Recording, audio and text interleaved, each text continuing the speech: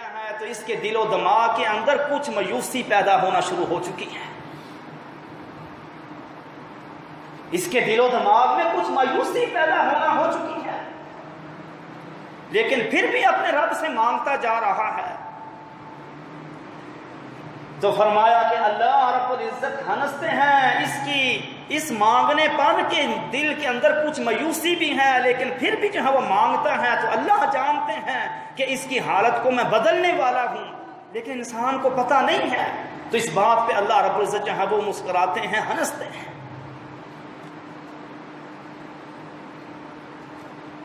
نبی کریم صلی اللہ علیہ وسلم نے جب یہ بیان فرمایا، مجلس کے اندر ایک صحابی ابو رزین رضی اللہ تعالی عنہ موجود ہیں. کہنے لگے اے اللہ کے رسول صلی اللہ علیہ وسلم، کیا ہمارا رب ہنستا ہے؟ فرمایا کہ ہاں. تو کہنے لگے کہ پھر ہم خیر سے محروم نہیں رہیں گے. اب دیکھیں، صحابی رسول نے اس بات کو پہچان لیا، اپنے رب کی ایک صفت کی معرفت حاصل کر لی کہ ہمارا رب ہنستا ہے. اس کی معرفت حاصل کر لی تو کیا عقیدہ ان کا بن گیا کہ پھر ہم جو ہے خیر سے محروم نہیں رہیں گے، اللہ تعالی ہمیں خیر جو ہے وہ عطا کرے گا، اللہ ہم پہ فضل و کرم کرے گا جو ہمارا رب ہنستا ہے. تو کیا خیال ہے اگر ہم جو ہے وہ دین کا علم حاصل کریں، اس کے ساتھ تعلق کو اپنا جوڑیں، تو ہمارے رب کی جو صفات ہیں ان کو ہم پڑھیں کہ رزاق ہمارا رب ہے، اولاد دینے والا ہمارا رب ہے، رحم و کرم کرنے والا ہمارا رب ہے.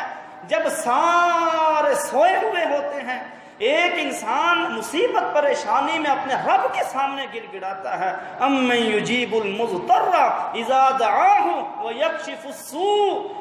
کون ہے کہ جو اس وقت اس کی مصیبت کو جو ہے وہ سنتا بھی ہے اور دور بھی کرتا ہے؟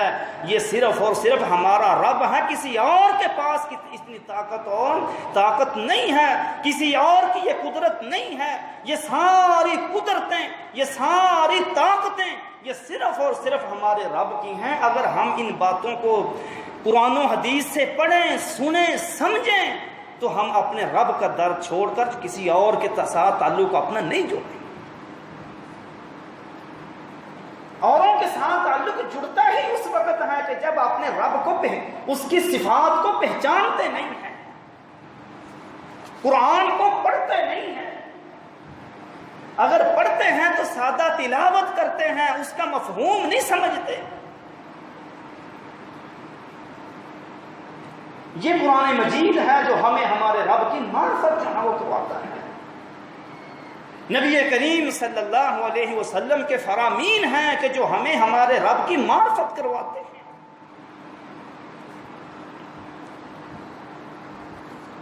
تو نتیجہ ہمارے سامنے کیا ہے؟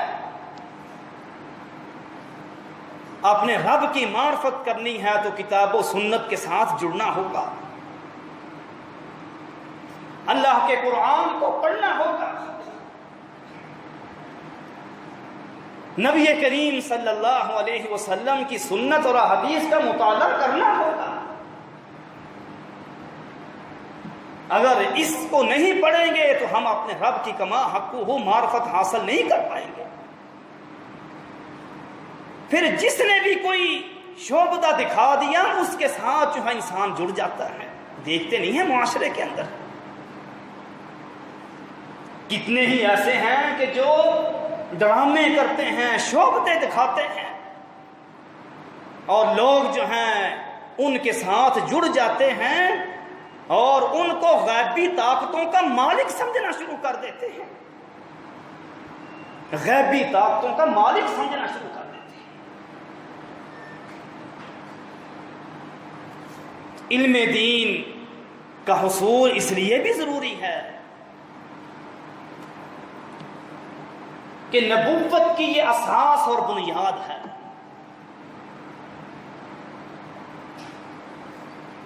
نبی کریم صلی اللہ علیہ وسلم مبعوث ہوئے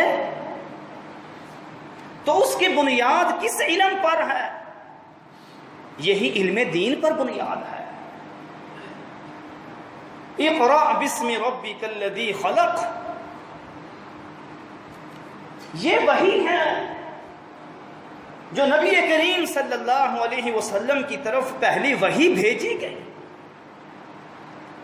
اقرا کے ساتھ کہ پڑھیں، اپنے رب کی معرفت حاصل کریں۔ اقرا بسم ربک الذی، اپنے رب کے نام کے ساتھ، الذی خلق، کے جس نے پیدا کیا ہے۔ اس میں اپنے رب کی معرفت ہے۔ اور نبی کریم صلی اللہ علیہ وسلم جو علم لے کر آئے ہیں، ہم نے اس کو ماننا ہے، تسلیم کرنا ہے، اس پر عمل کرنا ہے۔ یہ دنیاوی زندگی اور آخرت کی زندگی کامیاب کب بنے گی؟ جب جو علم نبی کریم صلی اللہ علیہ وسلم لے کر آئے ہیں اس کو ہم سیکھیں گے، پڑھیں گے، تو اس میں ہمارے لیے سارے یہ مواد موجود ہے، یہ ہدایات موجود ہیں اس میں، کہ ایک مسلمان کی دنیاوی زندگی کیسے کامیاب ہوتی ہے اور اس کی آخرت کی زندگی کیسے کامیاب ہوتی ہے۔ صراط مستقیم پہ کون رہے گا؟ رسول اللہ صلی اللہ علیہ وسلم نے اپنی جو آخری جو نصیحتیں تھیں، زندگی کے آخری جو ایام تھے، ان میں سے ایک یہ بھی نصیحت فرمائی، ترکت فیکم امرین لن تضلوا ما تمسکتم بہما کتاب اللہ و سنتی۔ فرمایا کہ دو چیزیں چھوڑ کے جا رہا ہوں تم میں،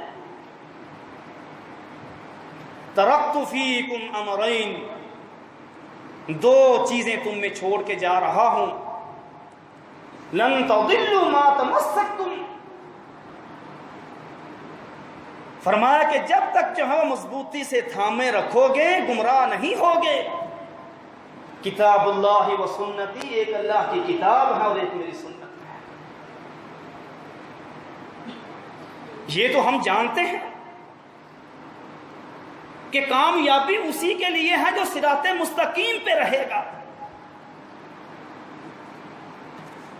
صراط مستقیم ہے کیا؟ یہ ہمیں کہاں سے پتا چلے گا؟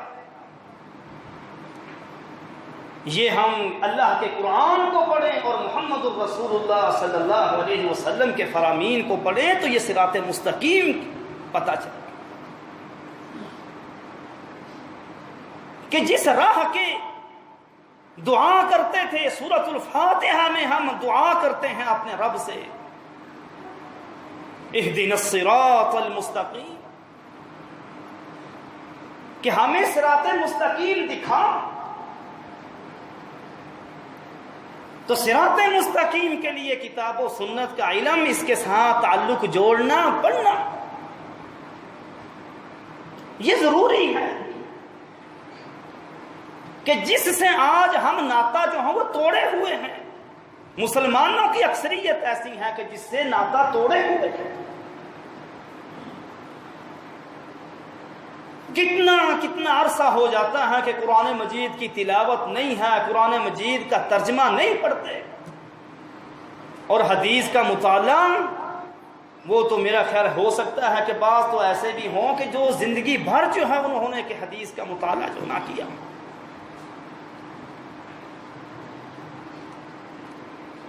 پھر آگے جو ہے وہ مصیبت یہ بھی ہے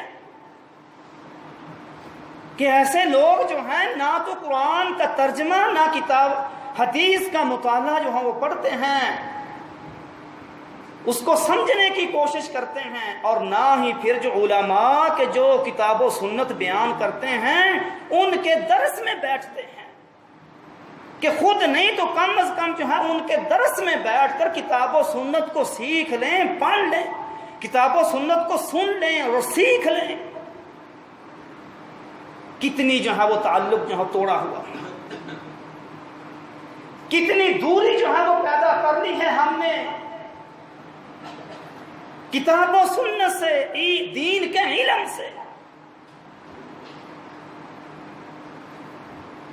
جو حق بیان کرنے والے علماء ہیں ان کی مجلس کے اندر بیٹھتے بھی نہیں ہیں، سنتے بھی نہیں ہیں.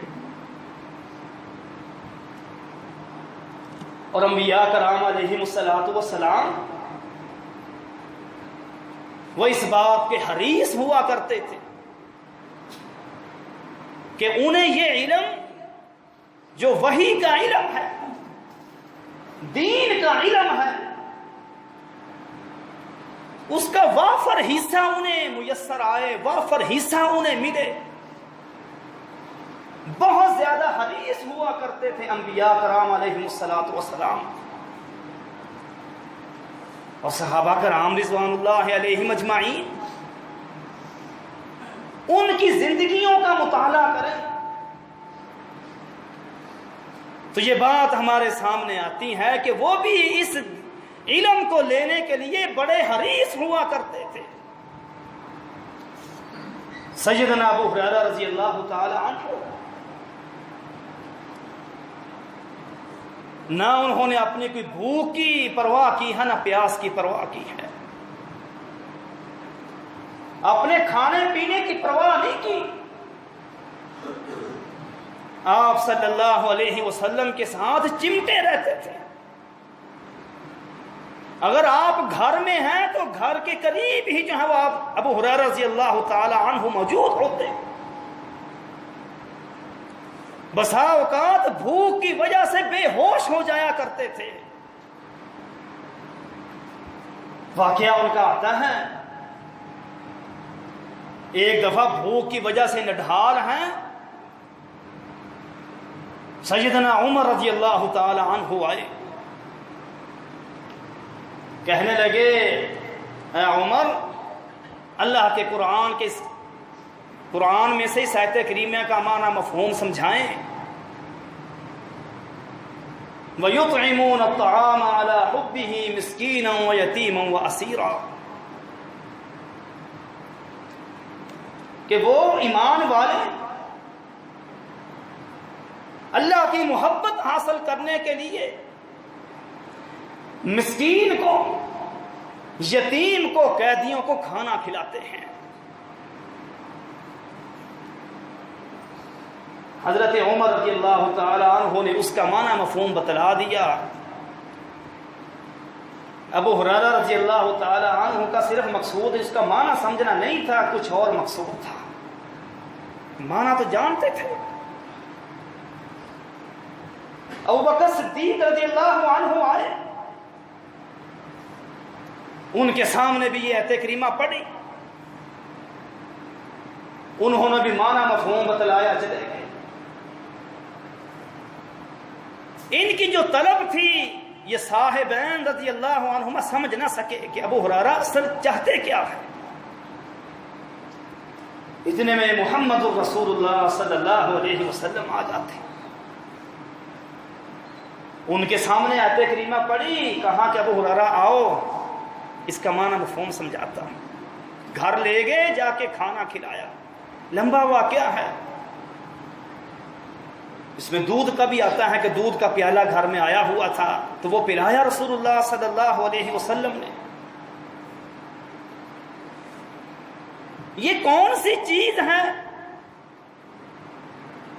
کہ جس نے ابو ہریرہ رضی اللہ تعالی عنہ کو اس قدر اپنی جسم و جان سے بے پرواہ کر دیا ہے؟ وہ ہے دین کا علم، وحی کا علم، کہ میں اس کو حاصل کروں.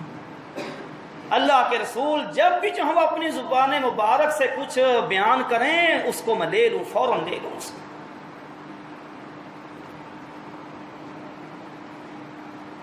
حضرت عمر رضی اللہ تعالی عنہ ظاہر ہے کہ انسان ہے تو اس بیوی بچے ہیں تو دنیا کے اندر جو ہے وہ ان کے جو حقوق ہیں معاملات ہیں ان کو بھی پورا کرنا ہے. کیا طریقہ اختیار کیا؟ ایک انصاری صحابی کے ساتھ یہ معاملہ طے کیا کہ کام کاج کے لیے ایک دن میں جایا کروں گا اور آپ جو ہیں وہ مجلس میں موجود رہیں گے. آپ صلی اللہ علیہ وسلم کی جو وہ بیان کریں گے اس کو آپ سیکھیں گے, شام کو مجھ تک پہنچائیں گے, اور اگلے دن جو ہے میں جو ہے وہ جاؤں گا کام کاج پہ اور آپ جو ہے وہ کام کاج پہ جائیں گے, میں مجلس میں موجود رہوں گا, جو کچھ سنوں گا سیکھوں گا شام کو آپ کو بتلاؤں گا. یہ تڑپ تھی ان کے اندر جس کی وجہ سے انہوں نے دین کا علم حاصل کیا, اور اس علم کی بنیاد پر اللہ رب العزت نے انہیں دنیا کا بادشاہ بنا دیا. بادشاہ حاکم وقت تو وہ خلیفہ تو تھے ہی, لیکن بادشاہ اس معنی میں کہ بے پرواہ کر دیا دنیا سے. اللہ رب العزت نے مقام اور مرتبے عطا فرمائے اس دین کی بنیاد پر, اس علم کی بنیاد پر. رسول اللہ صلی اللہ علیہ وسلم کا فرمان ہے ان اللہ یرفع بہذا الکتاب اقواما ویضع بہ آخرین. اللہ تعالیٰ اس کتاب کے ذریعے سے قوموں کو عروج اور ترقی عطا فرماتے ہیں اور دوسروں کو ذلیل و خوار کر دیتے ہیں. دوسروں سے مراد یہ اس کے ساتھ تعلق نہیں جوڑتے. آج دیکھ لیں, یہ کوئی زیادہ تحقیق کی ضرورت نہیں پڑے گی, انسان تھوڑا سا ذہن اپنا دوڑائے دنیا کے اندر مسلمانوں کی حالت میں, اس کو سامنے ساری جو ہے سارے معاملات اس کے سامنے کھل جائیں گے. اس حدیث کا معنی مفہوم اس کو سمجھ میں آ جائے گا کہ اللہ تعالیٰ جو اس کے ساتھ تعلق جوڑیں گے اس کو عروج اور ترقیاں عطا فرماتے ہیں, جو تعلق توڑیں گے اللہ ذلیل و خوار کرتے ہیں. تو